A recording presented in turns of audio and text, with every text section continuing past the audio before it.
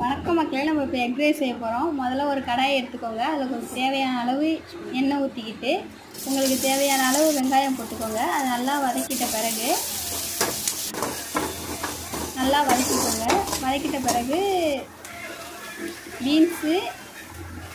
பீன்ஸையும் சேர்த்து வெங்காயத்தோடு வதக்கிடுங்க. அதோட கொஞ்சம் கேரட்டு சேர்த்து மூணுத்தையும் சேர்த்து நல்லா வதக்கிக்கிட்ட பிறகு ரொம்ப வதக்குங்க. நல்லா வதங்கிட்ட பிறகு முட்டைக்கோஸ் சீவன முட்டைக்கோஸ் எடுத்து அதையும் சேர்த்து வதக்கிக்கிட்டு கொஞ்சம் உப்பு, 3 முட்டை.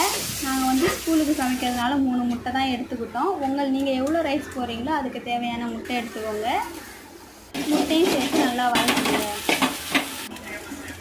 வதக்கிட்ட பிறகு கொஞ்சோண்டு கரம் மசாலா, தனி மிளகாய் தூள், கொஞ்சம் பெப்பர், அது எல்லாத்தையும் போட்டு நல்லா வதக்கிட்ட பிறகு தேவையான அளவு ரைஸ் போடணும்.